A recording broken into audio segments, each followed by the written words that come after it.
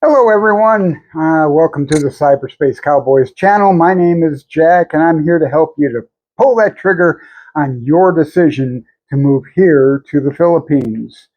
Now in my videos I'll be providing you with tips for coming to and living in the Philippines. Please click on those like and subscribe buttons as well as that notification bell so that you don't miss a single video.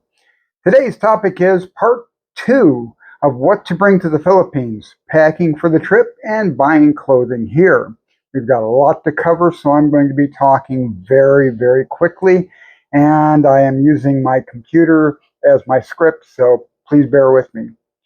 Today I'm going to explain a little bit about my experience in trying to decide what clothing to pack and how many suitcases to bring here to the Philippines.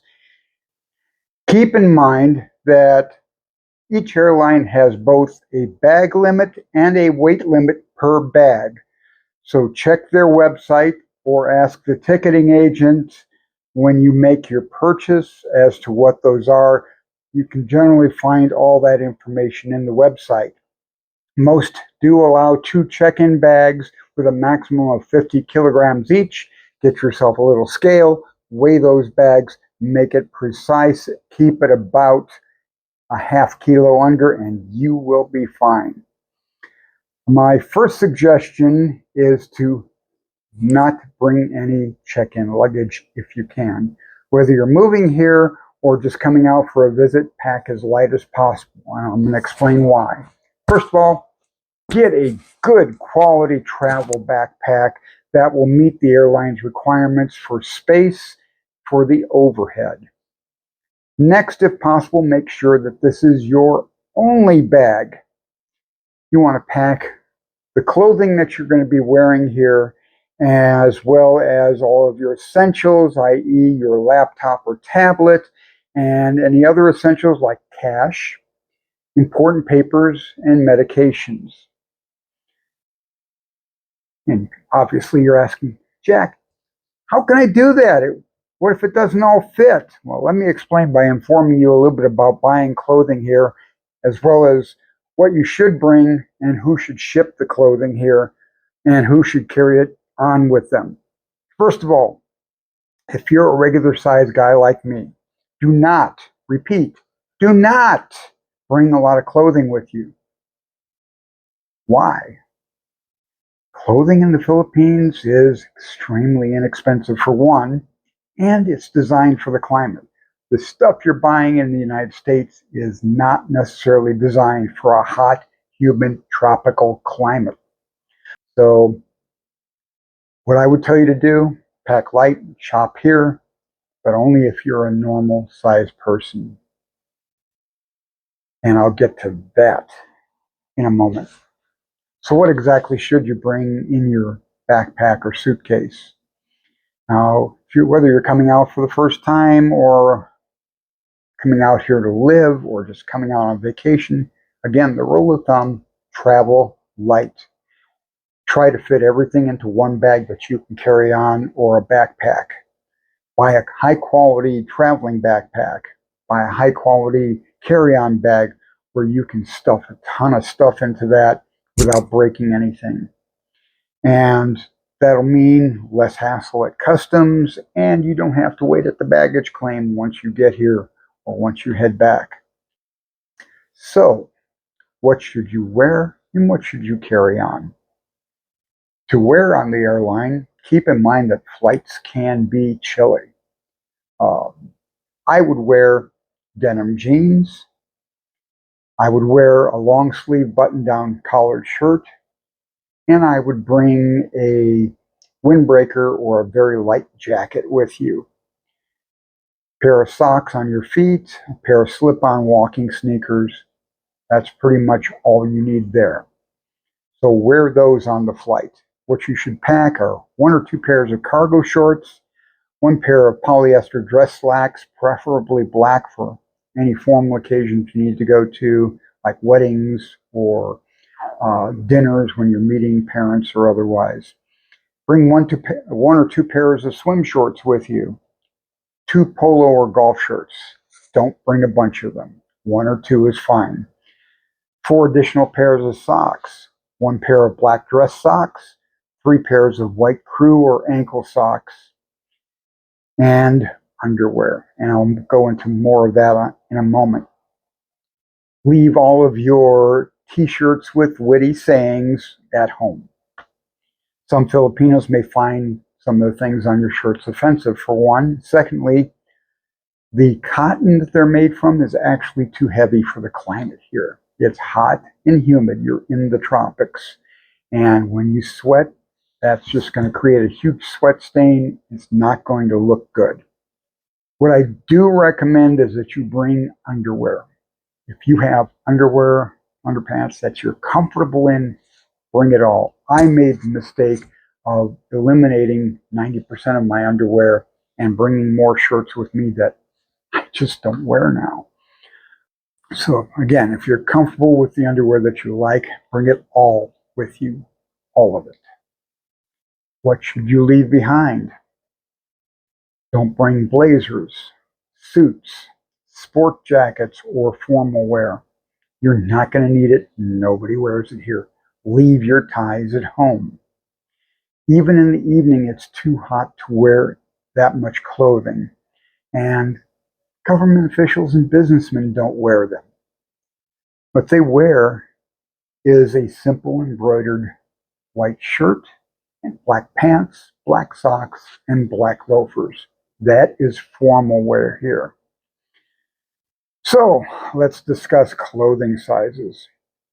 As I said, in the States, I'm a regular size guy. Here, in a word, I'm fat, especially when compared to most Filipinos. That said, if you are a bigger, tall, or even a portly guy, you might want to note that clothing here may not fit you. Why?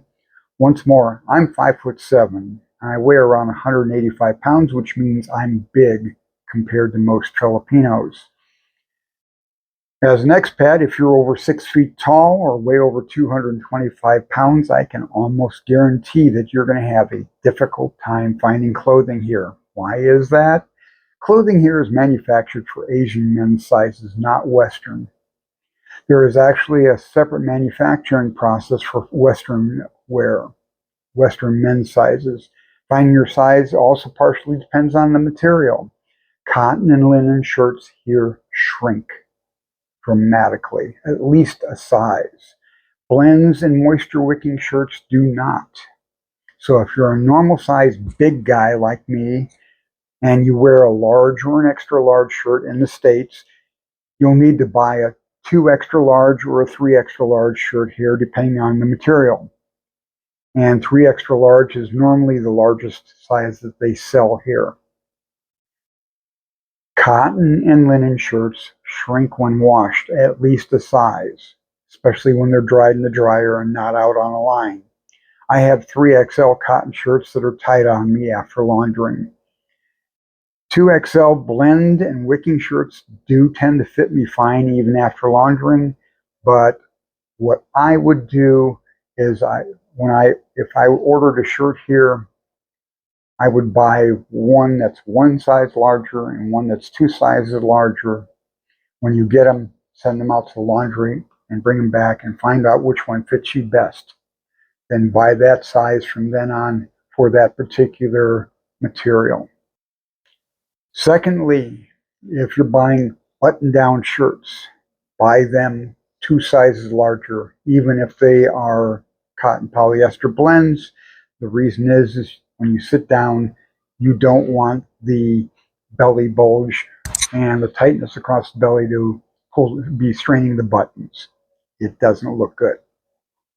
Pants. For cargo and other short pants, measure the waist with a tape measure in centimeters. Western sizing is not true sizing. In the United States, I buy a waist size of 36 to 38.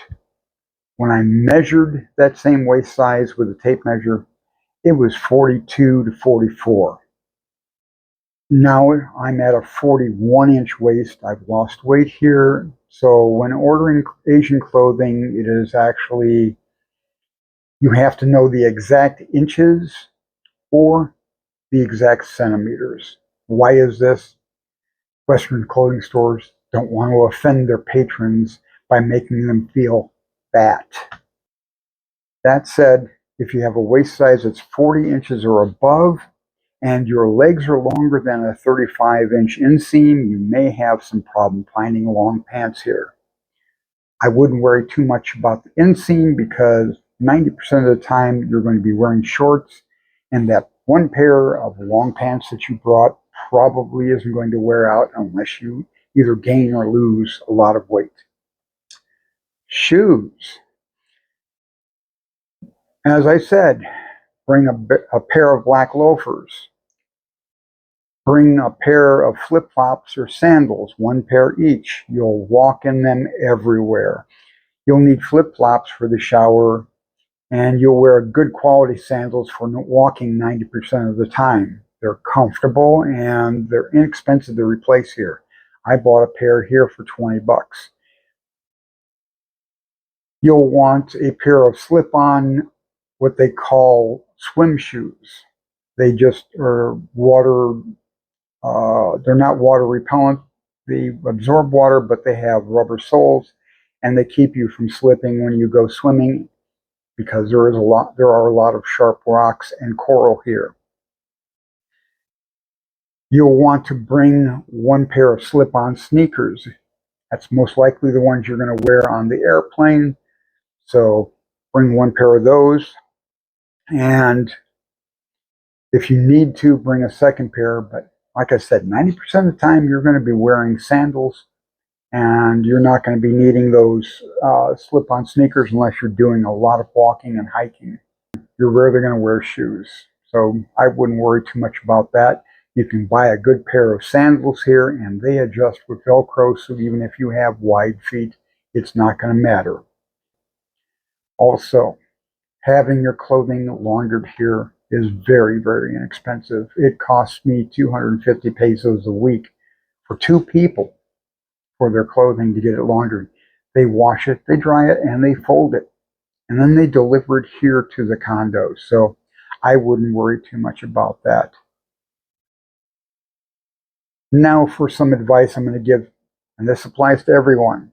In your carry-on, in addition to the clothing in the carry-on, always, always, always have a month's worth of medication, your toiletries bag, 2 pairs of socks, your money, and all of your important documents in that carry-on.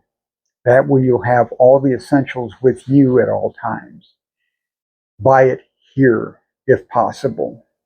As I said, the clothing here is far less expensive, and it's made for the climate.